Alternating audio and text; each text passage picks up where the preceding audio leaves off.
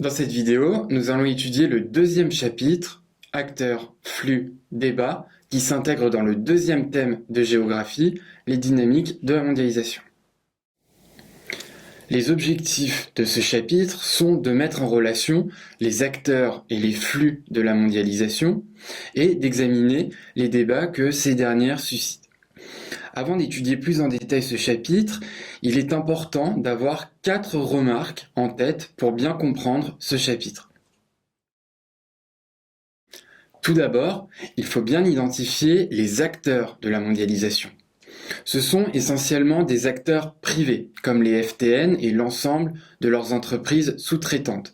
Mais il ne faut pas non plus négliger les acteurs publics, comme les États, les organisations régionales, les institutions internationales et des organisations issues de la société civile qui, eux aussi, jouent un rôle crucial dans la mondialisation. Deuxièmement, tous ces acteurs mettent en place des stratégies dans le cadre de la mondialisation qui créent des inégalités entre les territoires qui, finalement, sont plus ou moins intégrés à la mondialisation. Ces inégalités se repèrent par des réseaux de flux matériels ou immatériels donc qui relient ces territoires, et ces mêmes flux qui sont nés des stratégies des acteurs de la mondialisation.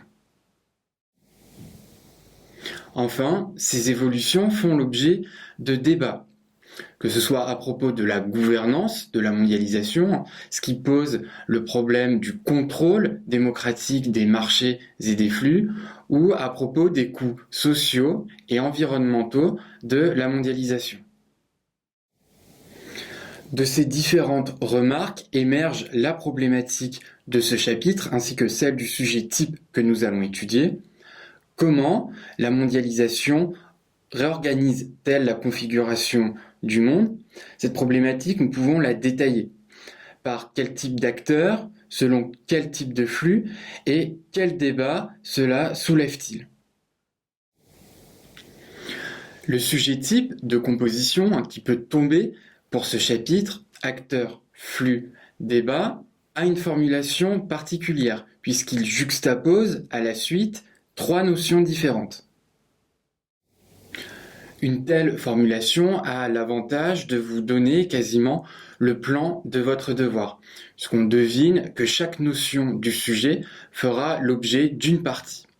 Cependant, avec ce type de sujet, il faut veiller à l'articulation ou au lien logique entre les différentes parties pour éviter de proposer ce qu'on appelle un plan à tiroir. Alors, le plan que je vous propose pour étudier ce sujet type veille justement à l'articulation entre ces différentes notions, acteurs, flux et débat. Dans un premier temps, il faut donc présenter ces acteurs et leur rôle dans la mondialisation. Ensuite, dans la seconde partie, il faudra montrer comment les stratégies que ces acteurs mettent en place se concrétisent et produisent un réseau de flux matériel et immatériel intense. Et enfin, il faudra montrer dans une dernière partie que ces évolutions font l'objet de débats. Avec ce sujet, n'hésitez pas enfin à réutiliser l'étude de cas que vous avez étudiée en classe pour illustrer votre propos.